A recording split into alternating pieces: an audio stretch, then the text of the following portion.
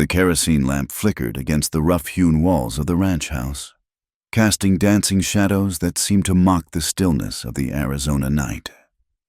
Eleanor May Whitmore pressed her ear against the thin wooden door, her heart hammering like a trapped bird against her ribs. Through the gap beneath the door, a sliver of yellow light painted a line across her bare feet. 30 head of cattle ain't enough. Whitmore. The voice belonged to Josiah Blackwood, the territory's most notorious creditor. His tone carried the weight of finality, like a judge pronouncing sentence. You're 6 months behind. I need something more substantial. Eleanor heard her father's chair scrape against the floor. Thomas Whitmore had once been a proud man, before drought and disease took their toll on his herd, before whiskey became his closest companion. Now his voice came out broken, desperate. Give me another month. Blackwood, the Army contract. The Army contract went to Morrison's outfit. You know that. Ice clinked in a glass. But I'm a reasonable man. That pretty daughter of yours, she must be, 17 now? 18 come spring, her father mumbled. Eleanor's blood turned cold in her veins. She knew what came next before the words were spoken. I know a man in Tucson. Runs a respectable establishment. He pays well for untouched merchandise. Pretty blonde thing like your Eleanor would fetch enough to clear your debts and then some. The floorboards creaked under Eleanor's shifting weight. She bit down hard on her knuckle to stifle a gasp. Through the years of their decline, through the loss of her mother to fever, through watching their ranch crumble acre by acre, she had never imagined her father would sink this low. I couldn't. Her father's protest was weak, already defeated. $300, Whitmore. Cash money? That's more than you'd see in 2 good years. The way you're running things. Blackwood's voice turned silky, persuasive. She'd be well cared for, fed regular, nice clothes. Better than starving out here in this dust bowl. Eleanor heard the distinctive sound of bills being counted onto the table. Her father's breathing grew heavy, labored. She could picture him perfectly hunched over the kitchen table, his weathered hands trembling as they hovered over the money, his rheumy eyes avoiding the devil's bargain before him. Just need your mark on this paper, Blackwood continued. I'll send my man around tomorrow evening. Have her ready. Clean dress, hair done proper. You understand. The scratching of pen on paper cut through Eleanor like a blade. Her father had signed, sold her like livestock, like the cattle they no longer owned. She backed away from the door, her mind reeling. The small room she'd called her own since childhood suddenly felt like a cage. Moonlight streamed through the cracked window, illuminating her few possessions, her mother's Bible, a faded daguerreotype of her parents on their wedding day, the patchwork quilt she'd helped stitch when her hands were still too small to hold the needle steady. Outside, she heard Blackwood's horse departing, hooves thundering into the night. Soon after, the kitchen door slammed. Her father's unsteady footsteps approached down the narrow hallway. Eleanor quickly lay on her bed, feigning sleep. The door opened. Thomas Whitmore stood silhouetted in the doorframe, whiskey fumes preceding him like a fog. For a long moment, he simply stood there. Eleanor kept her breathing even, though her heart raced like a Mustang. I'm sorry, Ellie girl, he whispered, his voice thick with drink and something else shame, perhaps, though not enough to stop him. Your mama, she'd understand. It's for the best. You'll see.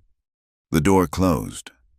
Eleanor waited, counting her father's retreating steps, listening as he collapsed onto his own bed. Within minutes, his snores rattled through the thin walls. She sat up, her decision already made. Death in the desert would be cleaner than the fate her father had chosen for her. Moving with practiced quiet skills learned from years of avoiding her father's drunken rages, Eleanor gathered what little she could carry. A canteen of water, some hardtack from the kitchen, a knife that had belonged to her grandfather.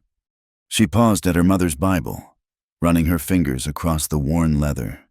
Inside, pressed between pages, was a sprig of desert sage her mother had saved from her wedding bouquet. Eleanor tucked the Bible inside her thin shawl. The ranch house had never felt smaller than it did in that moment. Every board that creaked under her feet might wake her father. Every shadow could hide discovery. But Eleanor had learned to move like a ghost in her own home. At the kitchen table, the bills Blackwood had left still lay scattered like accusations. $300, the price of her innocence, her future, her life. Eleanor felt bile rise in her throat. She grabbed the signed paper, thinking to destroy it, then stopped. What good would it do? Her father would only sign another. Instead, she took one of the bills, $1. Not theft, she told herself. Payment for 18 years of keeping his house, mending his clothes, enduring his failures. Let him explain the missing money to Blackwood. The door hinges, kept oiled by her own hand, made no sound as she slipped into the night. The Arizona air hit her like a physical thing, dry and sharp, carrying the scent of creosote and distant rain that would never quite reach their land. Eleanor stood for a moment on the porch, looking back at the only home she'd known. The ranch house squatted against the landscape like a broken-backed beetle, all angles and despair. Beyond it, the barn where her mother had died stood empty, its doors hanging askew. The windmill that had once brought life-giving water now stood still, its blades stripped by storms. Then she turned her face to the desert and began to run. Her bare feet found purchase on the packed earth of the yard, then sank into the softer sand beyond. She had no plan beyond escape, no destination save away. The moon hung above like a cold eye, watching her flight with indifference. Behind her, the lamp in the kitchen finally guttered out, leaving the ranch house in darkness.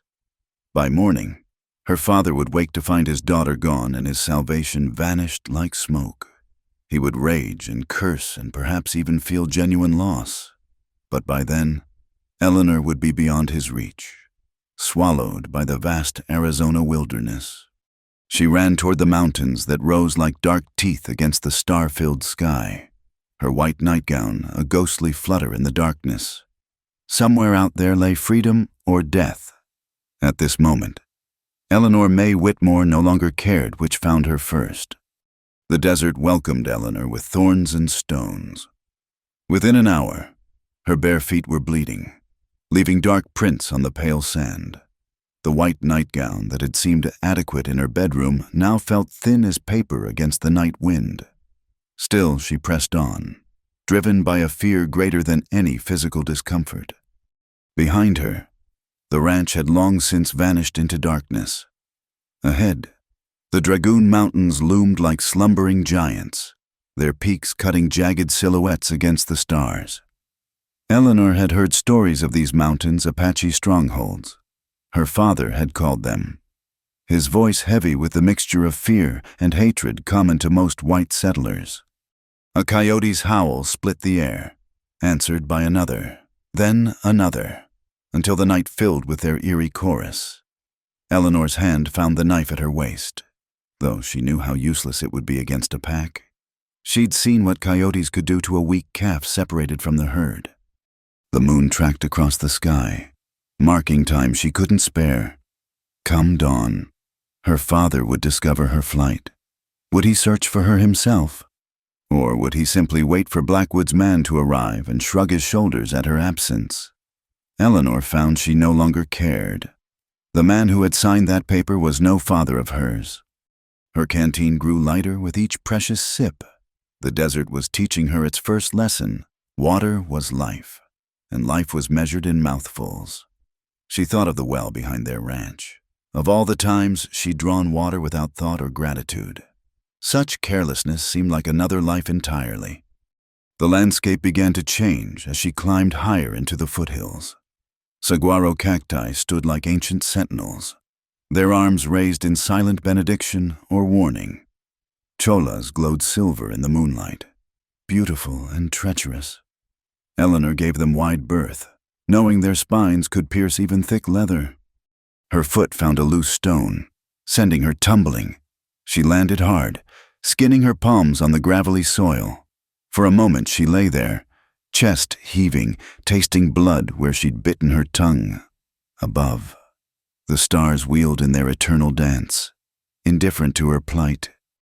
"Get up," she whispered to herself, her mother's voice echoing in her memory. Margaret Whitmore had been a woman of steel wrapped in calico, surviving everything the frontier threw at her until the fever finally claimed her. "Get up, Eleanor May." She pushed herself to her knees, then to her feet. Her ankle protested but held her weight. Not broken, then she couldn't afford broken. Not out here. A new sound made her freeze. Horses, the rhythmic thud of hooves on packed earth, coming from the direction she'd fled, her father Blackwood's men. Did it matter? Eleanor scrambled off the faint trail she'd been following, pressing herself behind a cluster of barrel cacti.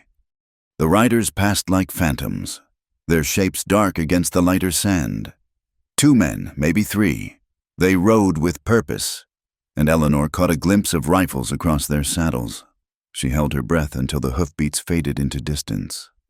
When she finally emerged from her hiding place, the eastern sky showed the faintest hint of gray. Dawn was coming, and with it the killing heat of day. She needed shelter, but the landscape offered little beyond scattered rocks and thorny plants. It was then she saw him. At first, Eleanor thought exhaustion had conjured a mirage. The figure stood motionless atop a boulder some 50 yards ahead.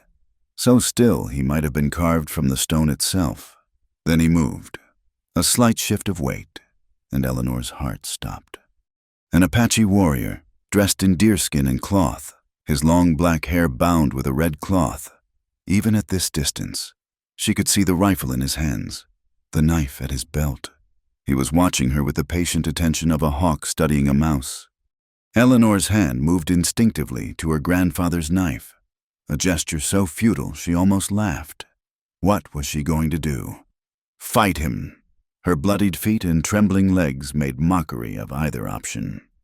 The warrior began to descend from his perch, moving with a fluid grace that spoke of absolute familiarity with this terrain. Eleanor stood frozen, caught between terror and a strange sense of fate. She had fled one doom only to find another. He stopped 20 feet away, close enough for her to see his features clearly in the growing light. Younger than she'd expected, perhaps 25 summers, with sharp cheekbones and eyes dark as obsidian. Scars marked his chest where his shirt hung open. Old wounds that spoke of battles survived. "White woman," he said in accented English. "You are lost." It wasn't a question. Eleanor lifted her chin, finding courage in desperation. "I am exactly where I mean to be." Something flickered in his eyes' amusement. He gestured at her torn nightgown, her bleeding feet, the empty desert stretching in all directions. "Dressed for visiting your people must have strange customs." "I have no people."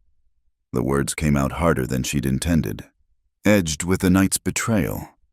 The warrior studied her for a long moment. His gaze took in every detail, the bruises on her wrists from her father's rough handling days before. The desperation barely held in check, the way she stood despite her obvious exhaustion. "No people," he repeated slowly. "Yet you run toward Apache land. Do you seek death, white woman?" Eleanor almost said yes. It would be simple, clean, better than what waited for her in Tucson. But something in the warrior's manner made her pause. He could have killed her already. Could have taken her scalp for whatever bounty the Mexicans were paying these days. Instead, he stood there, waiting. "I seek freedom," she said finally. "Or death, if freedom isn't possible." The warrior made a sound that might have been approval. "You speak like Apache, but speaking and living are different things." He gestured at the brightening sky. "Sun comes. You have no water, no shelter. Your feet bleed. You will die before noon.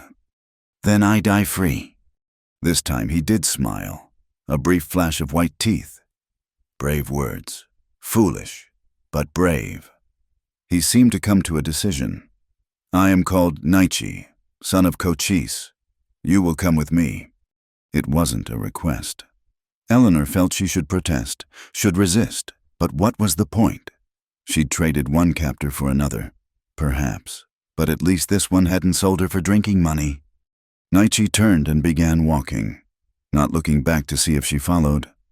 Eleanor took a step, stumbled, caught herself. Her feet screamed protest with each movement. She'd made it perhaps 10 yards when her legs finally gave out. She expected to hit the ground, expected pain and shame in equal measure. Instead, strong arms caught her, lifted her as easily as her father once lifted sacks of grain. Nietzsche said nothing, simply adjusted her weight and continued walking. Eleanor wanted to protest, to demand he put her down, to maintain some shred of dignity. But exhaustion won. Her head dropped against his shoulder, and she let the rhythm of his stride carry her into darkness. The last thing she remembered was the sound of horses, the musical cadence of Apache voices, and the strange sense that she'd finally stopped running, whether toward salvation or damnation. She no longer had the strength to care. Eleanor woke to the sound of water trickling over stone and the scent of sage smoke. Her eyes opened slowly, adjusting to filtered sunlight that spoke of shelter rather than open sky. She lay on a bed of soft hides, covered with a woven blanket that smelled of cedar and earth. The Wikiup's interior was larger than she'd expected, its bent willow frame covered with brush and hides, creating a cool refuge from the desert heat. Painted symbols decorated the supporting poles, spirals and lightning bolts, horses and stars. Through the entrance, she could see other structures, hear voices speaking in the flowing cadence of Apache. "You sleep like the dead, white woman." Eleanor turned to find Nietzsche sitting cross-legged near the entrance, working oil into a leather bridle. In daylight, she could see him more clearly. His face held a striking mixture of strength and intelligence, marred only by a thin scar that ran from temple to jaw. He wore traditional dressed deerskin shirt, cloth breechclout, and high moccasins that reached his knees. "How long?" Her voice came out as a croak. "One day, one night." He set aside the bridle and handed her a gourd of water. "Drink slow." The water tasted of minerals and life. Eleanor forced herself to take small sips despite her body's desperate thirst. As she drank, she became aware of changes. Her feet were wrapped in soft bandages that smelled of pine pitch. Someone had washed her face and hands, braided her tangled hair. "Your women," she began. "My sister, Dakea, she tends you." Nietzsche's expression remained neutral. "She says you will live, though your feet will pain you for days." Eleanor pulled the blanket higher, suddenly conscious of her nightgown's state. The fabric was torn and stained, offering little dignity. "I thank her for her kindness." "Kindness," Nietzsche made that sound again, not quite a laugh. "She thinks I bring home stray dog, says I am fool." "Why did you help me?" The question hung between them like morning mist. Nietzsche was quiet so long Eleanor thought he wouldn't answer. When he finally spoke, his voice carried weight beyond his years. "My grandfather found white woman in desert once. 20 summers passed. She ran from bad husband, sought death in our mountains. Grandfather brought her to camp, gave her choice return to her people or learn our ways." He looked directly at Eleanor. She chose to learn, became his third wife, bore him 2 sons. Good sons, strong warriors. She stayed willingly. She found freedom here, different from white freedom, but true. Nietzsche stood, his height filling the Wikiup. "Now you choose. I take you to Fort Bowie, leave you with soldiers. They return you to father, or you stay, learn Apache way, but understand this is not easy path. My people suffer, are hunted. Soldiers come, we run. Sometimes we fight, sometimes we die. You would no longer be white woman. You would be Apache or nothing."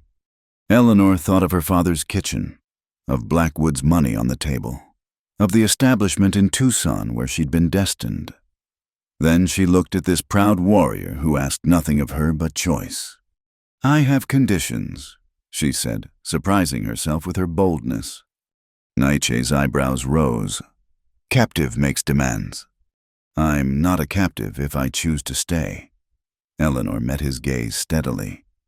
First, I will not be any man's woman unless I choose it. No forcing, no selling, no trading. Apache women choose their husbands. We are not like whites who sell daughters. Heat flooded Eleanor's cheeks, but she pressed on. Second, I pull my weight. No charity. I work, I learn, I contribute. Expected. Third. Eleanor hesitated, then forged ahead. You teach me to defend myself. Knife, gun if possible. I never want to be helpless again. Something shifted in Nietzsche's expression. A recognition, perhaps. You think like warrior. This is good. Bad for woman, but good for survival. He moved to the entrance. Paused. Rest today. Tomorrow, if you still choose this path. We begin. Dakea will bring food. Clothes. Your white dress we burn. Wait. Eleanor struggled to sit up straighter. Why do you offer this? You don't know me. I could be spy. Could bring soldiers. Nietzsche turned back, his profile sharp against the bright daylight beyond. Last night, you stood in desert ready to die rather than live in chains. This, I understand. Apache understand. Freedom or death, there is no other way. He left before Eleanor could respond. Soon after, a woman entered carrying a bundle. Dakea was perhaps 30 summers, with intelligent eyes and careful hands. She reminded Eleanor of her mother not in appearance, but in the way she moved with quiet efficiency. So, you are the crazy white woman my brother finds. Dakea's English was better than Nietzsche's, her tone dry as desert wind. Let me see your feet. Eleanor submitted to the examination, wincing as Dakea unwrapped the bandages. The soles of her feet were raw, embedded with thorns and small stones that had been carefully removed. Stupid to run barefoot, Dakea muttered, applying fresh salve that stung, then soothed. But brave, stupid and brave, like my brother. He saved my life. He has habit of collecting strays. Last time was hawk with broken wing. Before that, Mexican boy whose family died to sickness. Dakea rewrapped Eleanor's feet with practiced skill. The hawk flew away when healed. The boy is now warrior. Rides with our band. Which will you be? White woman hawk or warrior? Eleanor thought of her mother's Bible, still wrapped in her shawl. My name is Eleanor, and I hope to be worthy of your kindness. Dakea sat back, studying her with those penetrating eyes. Eleanor, strange name. We will find better one if you stay. She pushed the bundle forward. Clothes. Yours are only good for burning. The bundle contained a deerskin skirt and cotton blouse, decorated with simple beadwork. Also moccasins, soft and pliant, made for feet not yet healed enough for walking. Eleanor fingered the materials, overwhelmed by their generosity. This is too fine. I have nothing to trade. Trade comes later. For now, you are guest. Dakea's expression softened slightly. My brother says you have no people. This is hard thing. Apache without family is like plant without roots. But new roots can grow, if soil is good and plant is strong. She helped Eleanor change. The process awkward but necessary. The Apache clothes felt strange against her skin, foreign yet somehow right. As Dakea prepared to burn the nightgown, Eleanor stopped her. Wait, my mother's Bible, it's in the pocket. Dakea retrieved the small book, handling it with surprising reverence. Your medicine bundle. Something like that. Keep it then. Power is power, whatever its source. She carried the ruined nightgown outside. Eleanor watched through the wiki-up entrance as smoke rose from the burning fabric, carrying away her last physical connection to her old life. She clutched the Bible to her chest, feeling the weight of the decision settling over her like a new skin. Tomorrow would bring challenges she couldn't imagine. She would have to prove herself to people who had every reason to distrust whites. She would have to learn new ways, new words, new customs. The path ahead looked as harsh as the desert she'd crossed. But for the first time since her mother's death, Eleanor felt something other than despair. In choosing this uncertain future, she had reclaimed the one thing her father had tried to steal, the right to decide her own fate. Outside, she could hear Nietzsche's voice among others, the musical flow of Apache mixing with occasional laughter. These people who lived as fugitives in their own land had offered her what her own blood had denied: dignity, choice, and the chance to earn her place through merit rather than purchase price. Eleanor closed her eyes and made a silent promise to her mother's memory. She would survive this. She would learn, adapt, and grow strong. And she would never again allow anyone to put a price on her soul. The sun was setting by the time Dakia returned, with food, a stew of venison and wild onions that tasted better than anything from her father's table. As Eleanor ate, she listened to the sounds of the camp settling into evening routines. Children playing, women calling to each other, the soft nicker of horses. Tomorrow, she would begin to learn what it truly meant to be Apache. Tonight, she was simply grateful to be alive and free. Dawn came with Dakea's hand on Eleanor's shoulder, a gentle but insistent shake that spoke of routine rather than emergency.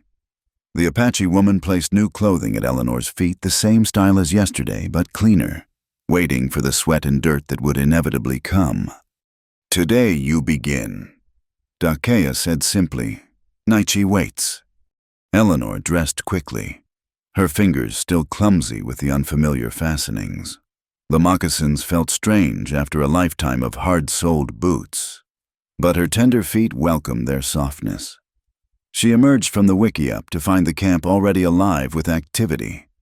Women tended fires and prepared food, while children ran between the dwellings like small, brown sparrows. Warriors checked weapons and horses with the careful attention of men whose lives depended on such vigilance. And there, standing apart like a statue carved from the morning itself, waited Nietzsche. He wore different clothing today, a simple cloth shirt and canvas pants that wouldn't have looked out of place on a Mexican vaquero, except for the medicine bag at his throat and the way he held himself, coiled and ready. At his feet lay an array of items: baskets, water gourds, digging sticks, and a small pile of plants Eleanor couldn't identify. "Your first test," he said without preamble. "Apache child of 5 summers knows these things. You must learn faster." He picked up a plant with thick, waxy leaves. "Mescal. Heart of this feeds us when game is scarce. But harvest wrong, prepare wrong. You die. Watch." What followed was a lesson in desert survival compressed into brutal efficiency. Nietzsche showed her which cacti held water, which would poison. He demonstrated how to read the land for hidden springs, how to follow bees to their water sources, how to dig for roots that could sustain life when all else failed. Eleanor's soft hands blistered from working with a digging stick. Sweat soaked through her blouse despite the morning cool, when she mistook a poisonous plant for an edible one. Nietzsche made her repeat the identification 20 times until her eyes burned the difference into memory. "Mistake here." He tapped the ground. "Means death there." He pointed to the open desert. "No second chances. No mercy from land that does not know you." By midday, Eleanor's head swam with new knowledge. Her back ached from bending. Her knees were raw from kneeling on rocky ground. When Nietzsche finally called a halt, she collapsed gratefully in the shade of a mesquite tree. "Water," he said, handing her a gourd. "But only this much." He indicated a level with his finger. "You must learn thirst, control need." Eleanor wanted to drain the entire gourd, but forced herself to stop at his mark. The water seemed to evaporate on her tongue, leaving her thirstier than before. "Good," Nietzsche approved. "Now, up. We go to the women." The women's work was no gentler. An elderly woman named Guyen, whose face mapped decades of sun and sorrow, took charge of Eleanor's education, despite her age. Guyen's hands moved with swift certainty as she demonstrated the scraping of hides, the grinding of mesquite beans, the intricate art of basket weaving. "Clumsy!" Guyen muttered in Apache, then switched to broken English. "White women, they know nothing, soft, useless. You prove different or you go." Eleanor's already blistered hands split and bled as she worked the hide scraper. The other women watched with expressions ranging from curiosity to outright hostility. She understood. Every resource she consumed was one less for their children. Every moment spent teaching her was time stolen from their own survival. A younger woman, perhaps 16 summers, finally took pity. "Hold scraper this way," she demonstrated. "Use weight of body, not just arms. See?" The girl's name was Lozen, and she possessed a grace that made difficult work appear effortless, under her patient guidance. Eleanor began to find rhythm in the repetitive motions. "Why do you help me?" Eleanor asked during a brief rest. Lozen glanced toward where Nietzsche worked with the young warriors. "He saved my brother from scalp hunters 2 winters past, rode into Mexican ambush, brought him home. My family owes debt." She paused, then added more softly, "Also, you try. Many whites who come to us, they expect to be served. You work until your hands bleed. This is respectable." As the sun peaked, the real test came. Guyen led Eleanor to a cleared area where several women sat in a circle. In the center lay object stones of different types, plants, pieces of cloth, even bullets. Guyen spoke rapidly in Apache, and the women nodded. "Test of memory," Lozen translated. "Important for Apache woman. Must know where every spring hides, every plant grows, every enemy camps. Watch now. Remember." One by one, the women began removing objects, adding others, changing positions. It happened quickly, hands moving in what seemed like random patterns, but Eleanor sensed held meaning. After perhaps 30 changes, they stopped. "Now," Guyen pointed at Eleanor. "Show what changed." Eleanor closed her eyes, trying to summon the images. She had always prided herself on her memory. It had helped her manage her father's chaotic household accounts. But this was different. This was survival memory, the kind that meant life or death for a people constantly on the move. She began slowly, replacing objects, removing others. The women watched in silence. When she hesitated over a particular stone, Guyen made a disapproving sound. Eleanor forced herself to choose, to commit. When she finished, the circle was quiet. She had missed 4 changes, confused the position of 2 plants, not terrible for a first attempt, but among the Apache, not terrible meant dead. "Again," Guyen commanded. They repeated the exercise until Eleanor's eyes burned and her head pounded. Each round grew more complex, more subtle. By the 10th repetition, she caught all but 1 change. By the 15th, she was perfect. "Better." Guyen allowed grudgingly, "Tomorrow, we use more objects, and you do while walking, not sitting. Real memory moves. Does not stay still like white woman's parlor game." As evening approached, Eleanor could barely stand. Every muscle screamed protest. Her hands were raw meat, her face sunburned despite the hat Lozen had lent her. When Nietzsche appeared to collect her, she saw something in his expression, not approval exactly, but a lessening of doubt. "You survive first day," he said. "Many do not. How many more days like this?" "All days like this until you are Apache or dead." He paused at her stricken expression. "But gets easier. Body learns. Mind accepts. Spirit must choose each dawn whether to continue." Back at Dakea's wickiup, Eleanor collapsed onto her sleeping hides. Every movement was agony. Dakea appeared with a bowl of something that smelled of mint and pine. "For your hands," she explained, beginning to apply the salve. Guyen says you do well for white woman. This is high praise. She once made Mexican captive cry and run back to soldiers after one morning. I wanted to cry, Eleanor admitted. But you didn't. This matters. Dakea wrapped Eleanor's hands in soft cloth. My brother. He pushes hard because time is short. Soldiers come soon. We must move. You must be ready or stay behind. How soon? Days, maybe week. Scouts watch Fort Bowie. When blue coats ride out, we disappear like smoke. This is how we live now. Dakea's voice held old grief. Once, these mountains were ours without question. Now we are ghosts in our own land. That night, Eleanor lay awake despite her exhaustion. Through the Wickiup smoke hole, she could see stars, the same stars that had watched her flight from her father's ranch, that had witnessed her mother's death, that now observed her transformation from Eleanor May Whitmore into something yet unnamed. Her mother's Bible lay beside her, unopened. She hadn't prayed since the funeral, hadn't sought comfort in those familiar verses. But now, in this strange place among these fierce people, she found herself whispering into the darkness. Give me strength, she prayed, not sure if she addressed her mother's God or the Apache spirits that seemed to flow through every rock and plant, or perhaps something older that belonged to neither tradition. Let me prove worthy of this chance. Outside, she heard the soft sound of a flute, some young warrior courting. Perhaps the melody was unlike anything from her world, full of spaces and silences that seemed to hold as much meaning as the notes themselves. It spoke of vast distances, of freedom that came at terrible cost, of a people who bent but would not break. Tomorrow would bring new trials.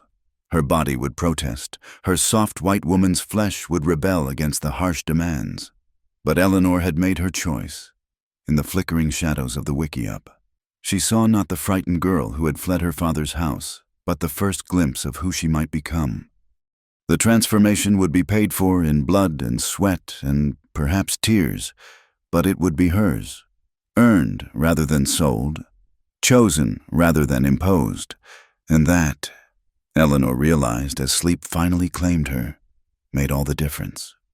The flute played on, weaving dreams of deer paths and eagle flights, of women who could read the desert like a book and warriors who moved like wind. In her dreams, Eleanor ran again, not away from something but toward it, her feet sure on the rocky ground, her spirit finally beginning to understand what Nietzsche had meant. Freedom or death, there was no other way. The test came without warning on her 7th day among the Apache. Eleanor woke to an empty camp, no cooking fires, no morning bustle, only the wind-stirring ash in cold fire pits. Even Dakea's Wickiup stood hollow as a shell. Her belongings vanished like smoke. A water gourd sat beside Eleanor's sleeping hides, half full. Beside it, a pouch of dried meat, a digging stick, and a single eagle feather. No note, no explanation, just the vast silence of abandonment. Eleanor's first instinct was panic. They had left her, decided she was too much burden, too slow to learn. But as her racing heart steadied, she noticed details. The fire pits had been carefully covered, not hastily abandoned. No signs of struggle. This was deliberate, planned. A test. She dressed quickly, packed her meager supplies. The eagle feather she tucked into her hair, instinctively knowing it held meaning. Outside, the morning sun already carried heat that would grow murderous by noon. She studied the ground with eyes Nietzsche had been training. There, a bent twig, so subtle she almost missed it. And there, a small stack of pebbles that didn't belong. The Apache had left her a trail, but one only eyes learning their ways might see, miss these signs, and she would die alone in the desert. Follow them, and perhaps she proved worthy of their teaching. Eleanor shouldered the water gourd and began walking. The trail led away from the mountains, into the flat expanse of creosote and ocotillo. With each step, she recalled Nietzsche's lessons. Walk heel to toe, distributing weight evenly. Watch for the flash of scales that meant rattlesnake. Listen for the telltale buzz that came too late if you weren't vigilant. By midday, the signs had grown sparse. Sometimes she found nothing for an hour, forcing her to circle back to look more carefully. Her water was down to a quarter. The sun pressed down like a physical weight, making the air shimmer with false promises of lakes that didn't exist. She found refuge in the shade of a massive boulder, its surface covered with petroglyphs that spoke of ancient peoples who had passed this way. Eleanor traced the spirals and stick figures with one finger, wondering at their stories. How many had sought shelter in this very spot? How many had survived their own tests? The shade gave her clarity to think. The Apache wouldn't lead her to death that served no purpose, which meant water existed somewhere ahead. She just had to read the land as they did. Eleanor studied the horizon, looking for the telltale green that marked hidden springs. Nothing but white birds, a small flock of doves arrowing toward the northeast. Doves needed water daily. Nietzsche had said they never flew far from their source. She abandoned the trail markers and followed the birds. It was a gamble. If she was wrong, she might never find the Apache signs again. But staying on a path that led nowhere was just slower death. An hour later, her gamble paid off. A cluster of cottonwoods rose from a depression in the land, their leaves whispering secrets of water. Eleanor approached carefully, remembering warnings about springs that attracted both prey and predator. The spring was small but clear, bubbling from rocks into a natural basin. Eleanor wanted to throw herself into it, to drink until her stomach burst. Instead, she approached slowly, checking for tracks. Javelina had been here, and coyote, but no fresh signs of larger predators. She drank carefully, filled her gourd, and considered her options. Return to the trail markers, but she'd lost them, and wandering in search might waste precious energy. Better to think like Apache. Where would they go from here? Higher ground for vision, water sources for life, natural shelter for protection. Eleanor scanned the landscape and spotted a ridge to the north, perhaps 2 hours' walk. From there, she could see for miles. The climb tested her growing endurance. Her legs, strengthened by days of constant work, held steady. Her breathing came easier than it would have a week ago. When she finally crested the ridge, the view stole what breath remained. The desert spread like a painted canvas, reds and tans and purples stretching to the horizon. And there, in a valley protected by standing rocks, smoke rose from carefully concealed fires. The Apache camp moved miles from its previous location in a single night. But between Eleanor and the camp lay a final challenge. A deep arroyo cut across the landscape, its walls steep and crumbling. To go around would add hours to her journey, with night approaching. To climb down and up risked falls, injury, failure. Eleanor was studying the problem when she heard the distinctive rattle that turned blood to ice. The snake lay coiled on a ledge just below the rim, perfectly positioned to strike anyone attempting descent. Its pattern blended so well with the rocks that she'd nearly stepped on it. Every instinct screamed retreat, but Eleanor forced herself to stillness, remembering Guyen demonstrating how to pin a snake with a forked stick. She had no forked stick, only the digging tool, and this snake was no docile creature used for teaching, but a wild thing defending its ground. Moving with glacial slowness, Eleanor extended the digging stick. The snake's rattle intensified, its head tracking the movement. She needed to pin it just behind the head. Guyen had said, too far forward and it could still bite, too far back and it would writhe free. The strike came fast as thought, but Eleanor was ready, bringing the stick down hard. She missed the perfect spot but caught the snake's body, pressing it against the ledge. The creature writhed furiously, its fangs snapping at air inches from her hand. With her free hand, Eleanor drew her knife. One quick stroke severed the head. Though the body continued thrashing, she held the stick steady until the movement stilled, then carefully kicked the remains into the arroyo. Her hands shook as she resheathed the knife. But she had passed this test too. The Apache way was not to avoid danger, but to face it with skill and courage. Eleanor had done both. The descent proved easier without the snake's threat. She found handholds Naichi had taught her to recognize, distributed her weight as Lozin had shown. By the time she reached the camp, sunset painted the sky in shades of fire. The Apache watched her approach in silence. She must have looked a sight, clothes dusty and torn, face burned by sun, the eagle feather still somehow clinging to her tangled hair. Eleanor walked straight to the center of camp where the elders sat. She placed the empty water gourd at their feet, along with the remaining dried meat she hadn't needed. The eagle feather she removed from her hair and offered to the eldest, a man whose face was a map of years and wisdom. "I return what was given," she said in carefully practiced Apache. "I survived by what was taught." The elder took the feather, examined it as if seeing it for the first time. Then he smiled, a rare expression that transformed his weathered features. "You follow sign, but also think for self when sign fails. This is Apache way." He raised the feather high so all could see. "The white woman has passed the test of earth. She reads the land, faces danger, finds her people. Who speaks against her now?" Silence greeted his words. Even those who had watched Eleanor with hostile eyes now showed grudging respect. She had proven herself not as a white woman playing at being Apache, but as someone willing to risk all for the chance to belong. Naichi stepped from the crowd, and Eleanor saw pride in his usually stern features. "You did well, better than some born to this life." "I had good teachers," Eleanor replied, her voice hoarse from thirst despite the spring water. Dakaya appeared with fresh clothes and salve for Eleanor's sun-battered skin. "Come, you rest now. Tomorrow, the test of water. After that, fire, then wind, each harder than before." Eleanor wanted to ask how many tests she must pass, but she already knew the answer. The testing never truly ended. Every day among the Apache would bring new challenges, new chances to prove or fail. This was not a life for those who sought comfort or certainty.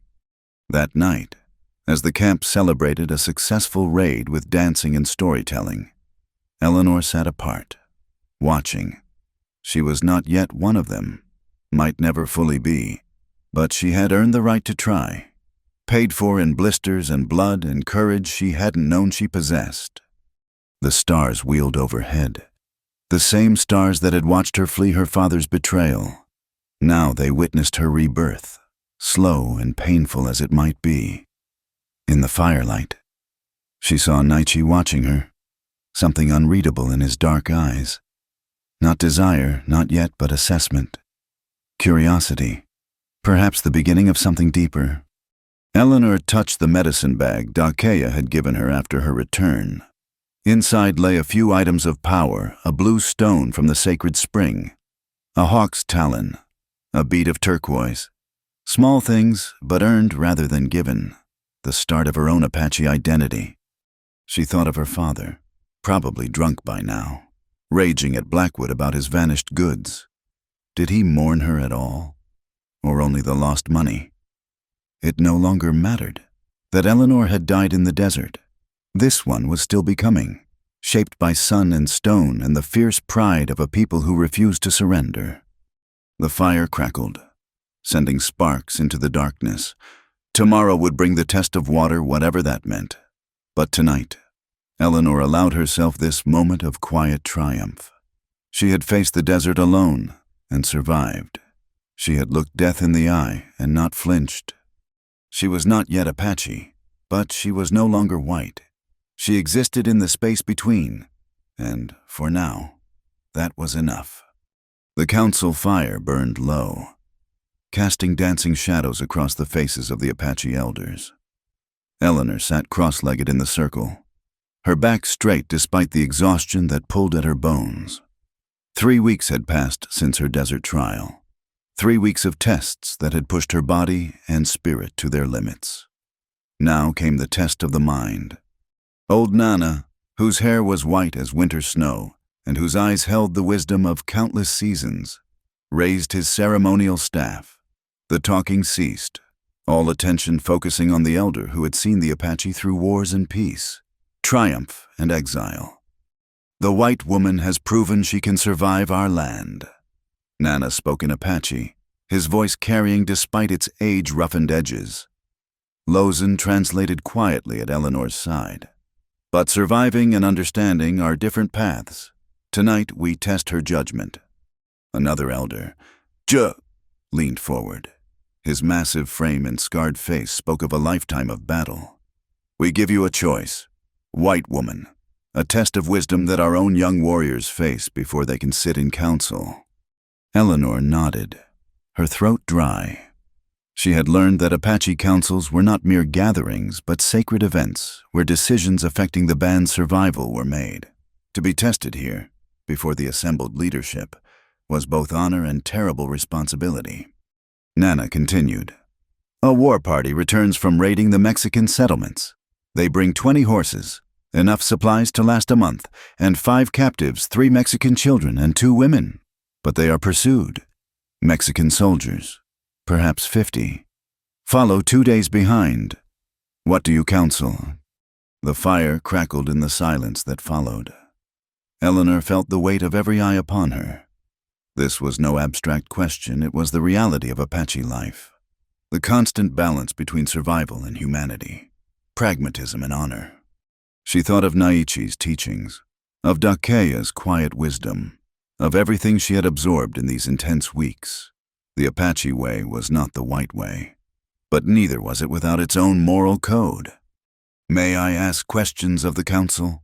Eleanor spoke in careful Apache, earning surprised looks from some elders. Nana nodded approval.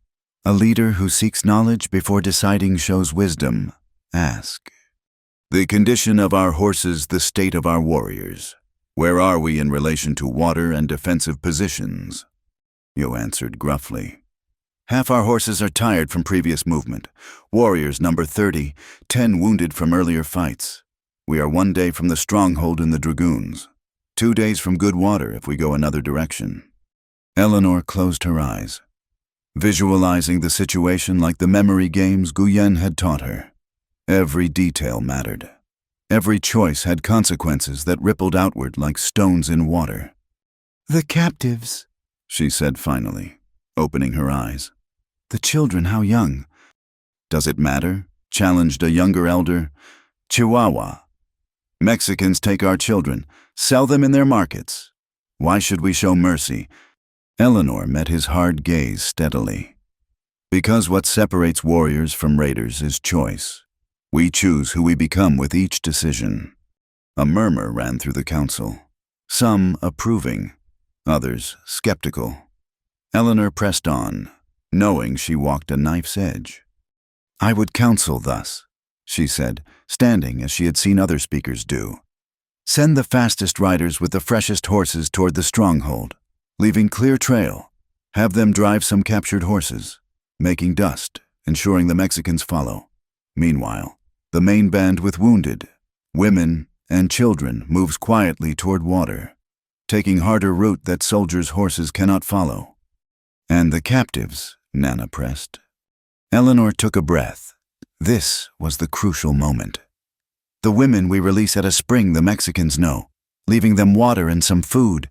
They slow the soldiers when found, must be escorted back. The children. She paused, knowing the weight of her words. The children we keep, but not as slaves, as Dakea was kept as a child, to be raised Apache if they choose, return to their people if they do not. Silence greeted her words. Then Victorio, who had remained quiet until now, spoke. You would show mercy to our enemies. I would show wisdom, Eleanor countered. Dead captives bring vendetta that follows generations. Released women bring confusion to pursuit. Perhaps gratitude that may serve us later. Children raised well become bridges between peoples. Or at worst, future trades for our own, captured. And if the soldiers catch our decoy riders, Ju demanded. Then they die as warriors. Having saved the band, this they know, this they choose. Eleanor's voice grew stronger. Is this not the Apache way, individual sacrifice for the people's survival? Old Nana struck his staff against the ground 3 times. The council fell silent. The white woman speaks with thought for today and tomorrow. Who finds fault with her counsel? Several elders discussed quietly among themselves. Eleanor remained standing, though her legs trembled with the effort. She had given her answer. Now came judgment. Finally, Nana spoke again. In the last season, this very situation arose. The council decided much as you have counseled, though with more argument and less clarity. A smile creased his ancient face. You think like Apache, but also beyond Apache. This is rare gift. She sees with eyes not clouded by old hatred, Victorio added thoughtfully. Perhaps this serves us in changing times. Chihuahua, who had challenged her earlier, stood. I withdraw my opposition. The white woman has shown she can balance mercy with wisdom, strength with strategy. These are qualities we need. Eleanor felt her knees nearly buckle with relief, but she held steady. The test was not yet over. Nana raised his staff again. One more question. White woman who thinks like Apache, a harder one. His eyes grew distant, sad. The blue-coat soldiers come with paper from their great chief in Washington. They say we must go to reservation, live behind fences, take their food, forget our ways. They promise protection, houses, peace. Many of our people are tired of running, tired of fighting. What counsel do you give? This question struck at the heart of everything. Eleanor had heard the debates around the campfires, seen the exhaustion in the eyes of mothers who moved their children constantly, always one step ahead of pursuit. She thought of Naichi's fierce pride, of Dakea's quiet grief for the old ways dying. I am new to the Apache way, Eleanor began slowly. But in my short time, I have learned this: you are not just people who live in these mountains. You are these mountains. The rocks know your ancestors' names. The springs remember your grandmother's songs. To cage an Apache is to cage the wind itself. She paused, gathering courage for what must be said. But wind must sometimes bend or be broken. I would counsel this send envoys to speak with the blue coats, learn their true intentions, their strengths, their weaknesses. Some of the people, the very old, the very young, those tired of running, perhaps they go to reservation for a time. Not surrender, but survival, like seeds buried in drought, waiting for rain. Several elders shifted uneasily. Eleanor continued quickly. But others, the strong, the warriors, the keepers of the old ways, they remain free. They keep the flame burning. And those on reservation, they watch. They learn the white man's ways, his writing, his laws. They become the roots that may one day crack the stone of their prison. You counsel dividing the people. Ju's voice held danger. I counsel survival in 2 forms. Eleanor replied, those who preserve the body of the people and those who preserve its spirit, both necessary, both honorable. And perhaps, in time, when the wheel turns as wheels always do, they reunite stronger for having learned both paths. The council sat in profound silence. Eleanor had touched on the great wound that bled through every Apache heart, the impossible choice between freedom and survival, between honor and practicality. Finally, old Nana spoke, his voice heavy with years. You offer no easy answers, no promise of victory. This is honest, this is wise. The council has heard, the council will remember. He looked directly at Eleanor. You have passed the test of mind. White woman who is no longer white. But know this, the hardest tests come not from us, but from the choices each dawn brings. The formal council ended, but the elders remained, discussing in low voices. Eleanor made to leave, but Naichi appeared at her elbow, guiding her aside. You spoke dangerous words, he said quietly. Truth often is dangerous, but you showed them what I have seen, that you understand not just our strength, but our struggle. This is why I brought you from the desert. Eleanor looked up at him. seeing past the warrior exterior to the man beneath who carried his people's future like a weight across his shoulders. "What would you have counseled?" "Fight until the last Apache falls," he said immediately, then smiled sadly. "But I am young. My blood runs hot. Perhaps your way holds wisdom, mine does not. To preserve by dividing, to survive by adapting, these are woman's thoughts, but not weak thoughts." As they walked back through the camp, Eleanor noticed the looks that followed her had changed. Where once there was suspicion, now she saw consideration. Where once hostility, now curiosity. She had not become Apache in their eyes, but she had become something else, a bridge, perhaps, between worlds that must somehow find a way to coexist. That night, as Eleanor lay in her wickiup listening to the camp settle into sleep, she thought about the test she had passed, not through strength or endurance this time, but through understanding that sometimes the greatest courage lay in seeing beyond simple answers to complex truths. Tomorrow would bring new challenges. The soldiers pressed ever closer. Decisions must be made about moving the camp, about raid parties for supplies, about the 100 daily choices that meant survival or doom. But tonight, Eleanor had earned her place in those discussions, not as white woman or as Apache, but as something new, a voice that could speak truths both peoples needed to hear. The fire outside her wickiup died to embers, but the fire within her burned brighter. She had found not just refuge among the Apache, but purpose, and perhaps, in time, she might help them find a path through the darkness that gathered on every horizon. The dust cloud on the horizon announced their arrival long before the riders became visible.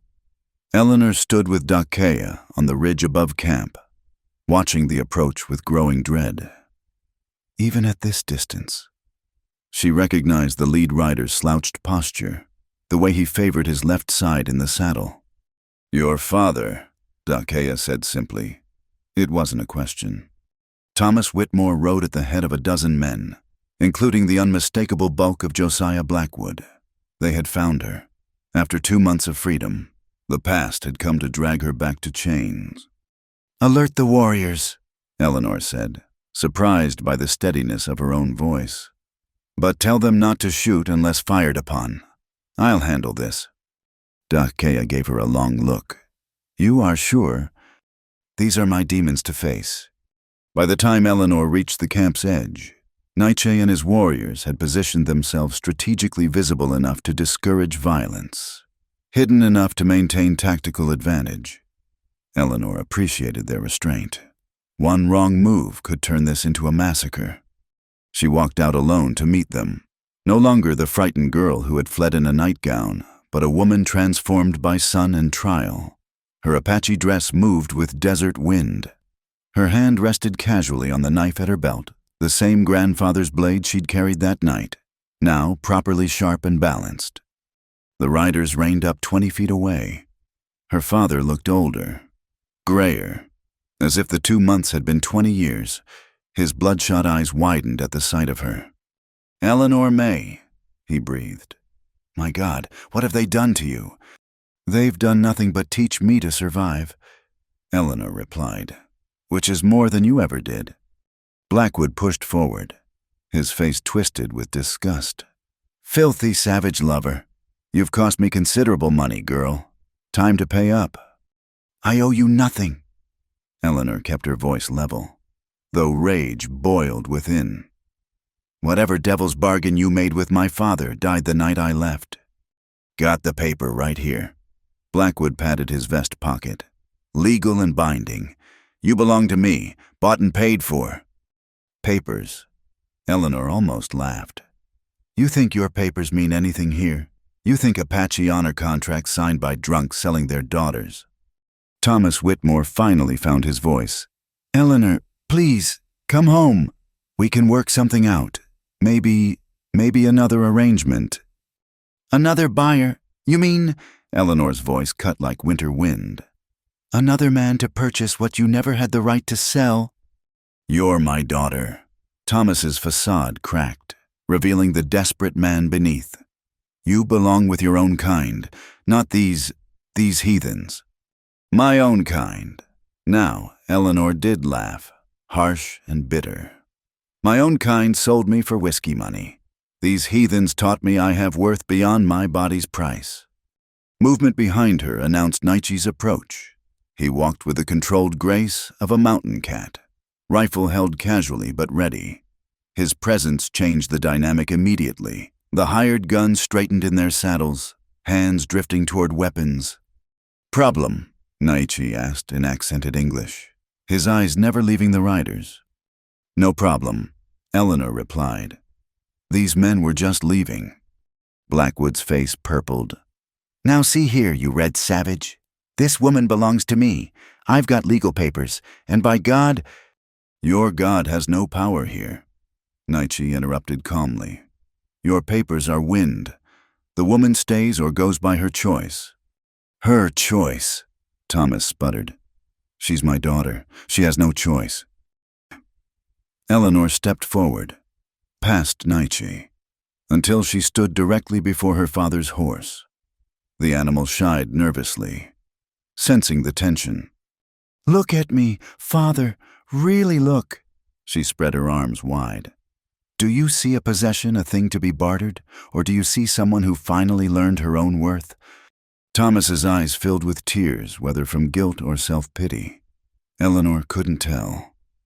"Your mother, she wouldn't want this for you." "My mother is dead." Eleanor's voice went flat.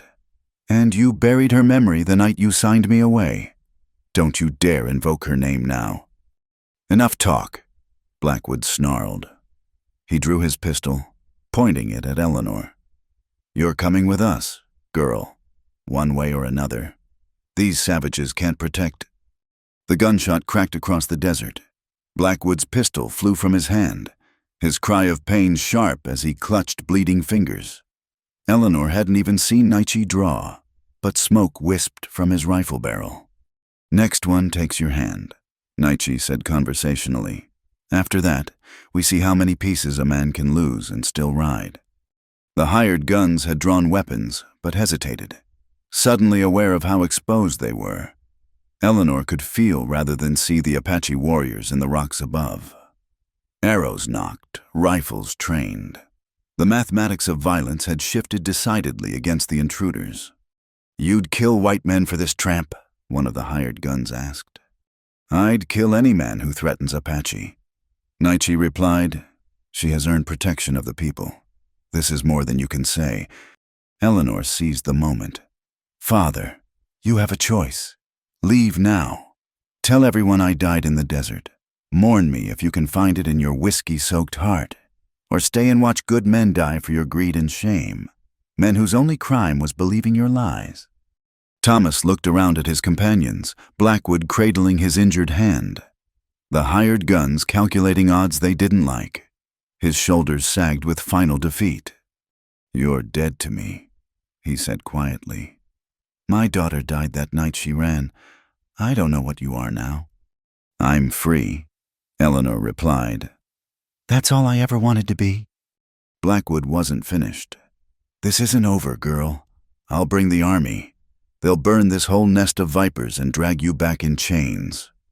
"Try," Eleanor said simply. "But know this, I'll die before I let you touch me. And if I die, these men will ensure you follow quickly." She turned her back on them then, the ultimate dismissal. Behind her, she heard her father's broken voice. "Eleanor, please." She paused, but didn't turn. "The girl you named Eleanor died the night you sold her. If you have any love left for who she was, let her rest in peace." She walked back toward the camp, Nietzsche falling into step beside her. Behind them, horses milled as the intruders argued among themselves. Finally, the sound of departing hoofbeats told her they had chosen wisdom over vengeance. "They'll be back," Nietzsche observed, "with soldiers, as the fat one promised." "I know." Eleanor's hands shook now that the confrontation was over. "I've brought danger to your people. Danger comes regardless. At least now it has a face." He paused. "You did well. Face them like a warrior." "I didn't feel like a warrior. I felt like a scared girl." "Same feeling," Warrior just doesn't show it. They crested the ridge to find the entire band waiting. Eleanor expected anger, fear, recrimination for bringing white man's trouble to their door. Instead, she saw something else: acceptance, even approval. Old Nana stepped forward, leaning on his staff. The council has seen the white woman's father comes with guns and chains, speaks of ownership like she is a horse to be branded. She stands before him with courage, claims her freedom with words and will. Who among us would do less? Guyen, the harsh taskmaster who had made Eleanor's early days miserable, spoke up. She brings trouble, yes, but she stands ready to die rather than submit. This is Apache way. I say she has earned the right to whatever comes. One by one, others voiced support. Even those who had most resented her presence acknowledged her courage in facing down the men who would enslave her, in choosing possible death over certain captivity. She had proven herself in ways no test could manufacture. That night, as the band prepared to move camp, a precaution against the soldiers Blackwood would surely bring, Dakea worked with Eleanor to pack their belonging. You could have gone with them, Dakea observed. Prevented bloodshed. Some would call that noble. Eleanor shook her head. There's nothing noble about chains, no matter how prettily they're dressed. I've learned that from your people. Freedom or death, once you truly understand those words, there's no going back. My people.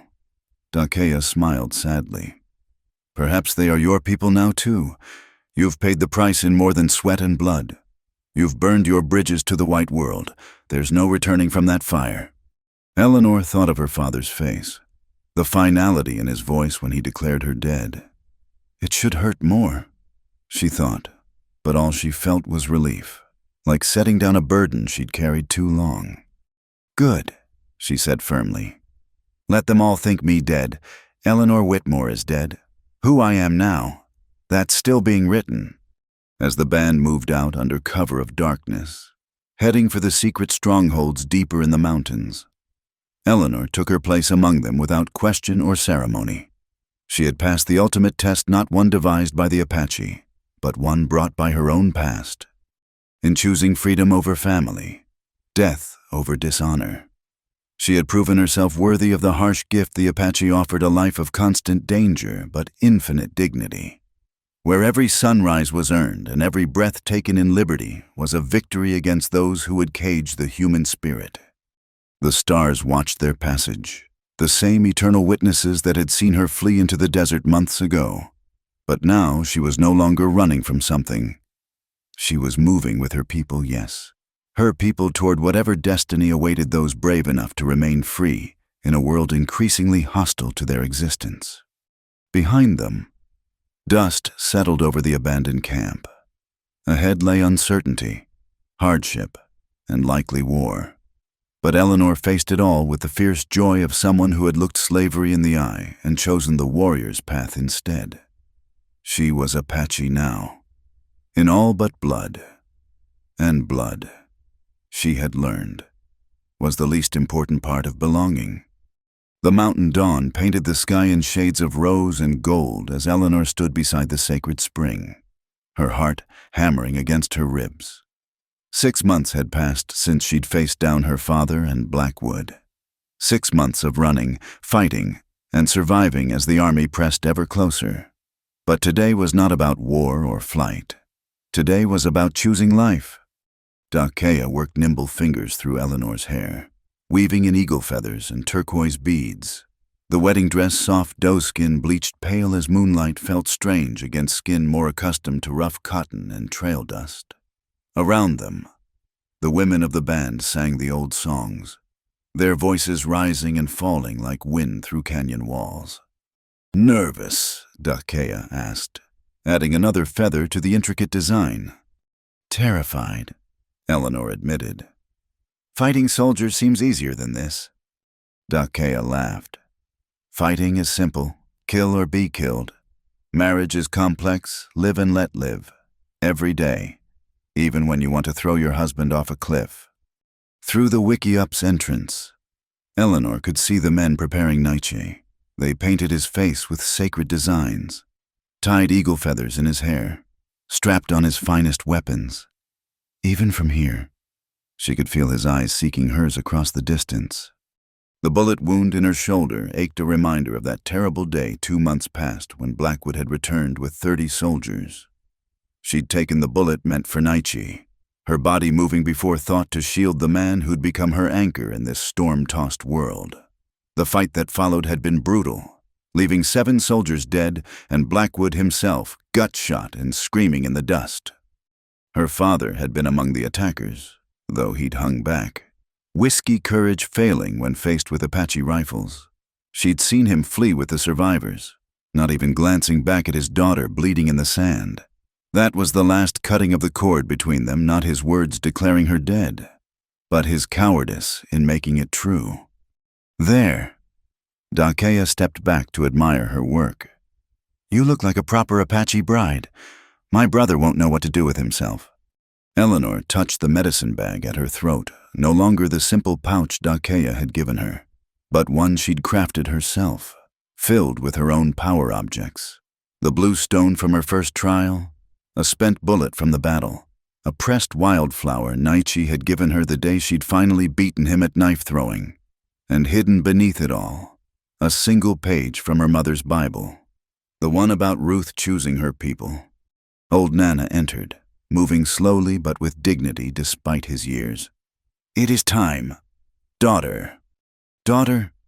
The word sent warmth through Eleanor's chest.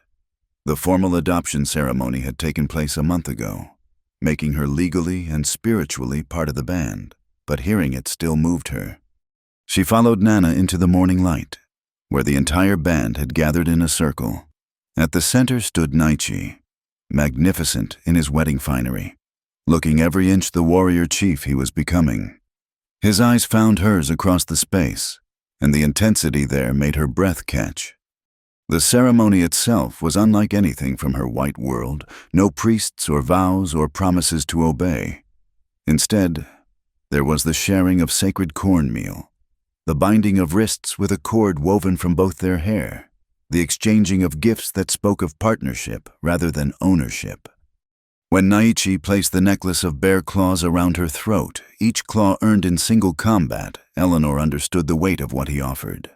Not protection, but recognition. Not possession, but partnership. She gave him in return a rifle she'd taken from a dead soldier and modified herself, its stock carved with prayers for his safety. Then came the moment she'd dreaded and longed for in equal measure, the cutting of her past's final tie. From her medicine bag. Eleanor withdrew her mother's Bible. The crowd murmured everyone knew what this book meant to her. "I honor my mother's memory," Eleanor said in clear Apache, then switched to English so all would understand.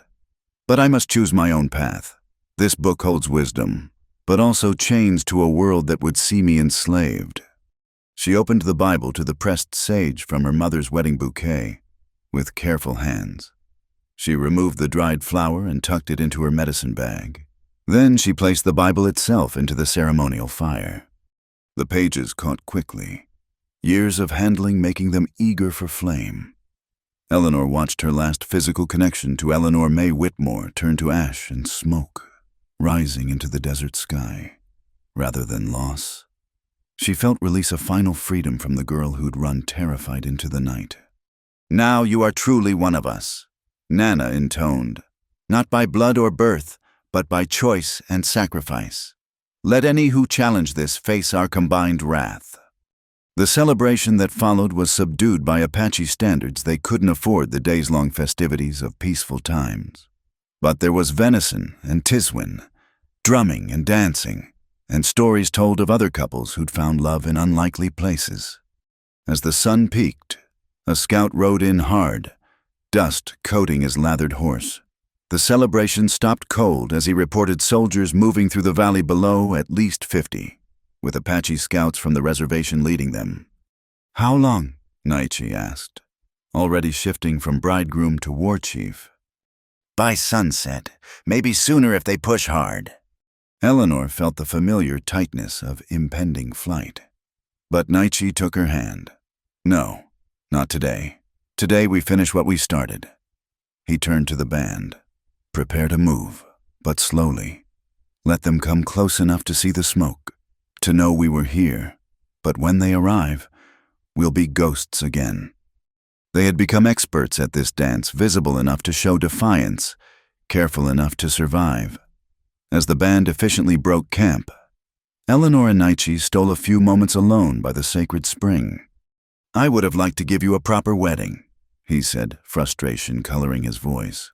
"Days of celebration, gifts from allied bands, the blessing of all the chiefs." "You gave me freedom," Eleanor replied, touching his face. "You gave me choice. That's worth more than all the ceremonies in the world." He caught her hand, pressing it to his lips. "My fierce one, my unexpected gift. When I found you in the desert, I thought I saved a lost white woman. Instead, I found my equal, my match, my heart's companion."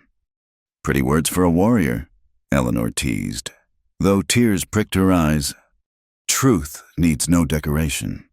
He pulled her close, and for a moment they were just two people in love. Not fugitives or warriors or symbols of cultural collision. Just Nietzsche and Eleanor, choosing each other despite everything the world threw at them. The moment shattered as Dakea called urgently. Dust clouds on the southern horizon announced the soldiers' faster-than-expected approach. Time to run again. But as Eleanor mounted her horse, no longer the awkward rider she'd been 6 months ago, but a woman who could shoot from the saddle at full gallop, she felt no despair. This was the life she'd chosen: hard, uncertain, dangerous, but absolutely free. The band moved out in practiced formation, warriors providing rear guard while women and children took the lead. Eleanor rode beside Nietzsche, her rifle ready, her heart full despite the danger. Around her neck, the bear claws clicked softly with her horse's rhythm, a reminder of the strength her husband saw in her. As they climbed higher into the mountains, Eleanor turned for one last look at the abandoned camp. The ceremonial fire still smoldered, sending a thin column of smoke into the sky, a signal to the approaching soldiers that the Apache lived, loved, and would not be caged. "Regrets?" Nietzsche asked, following her gaze. Eleanor thought of her father's ranch, probably sold now to pay his debts, of the life she might have had as some merchant's properly purchased wife, of safety and comfort and slow spiritual death behind civilized walls. "Never," she said, and meant it. They rode on into the gathering dusk. 24 Apache and one woman reborn from her own ashes. The soldiers would follow, as they always did.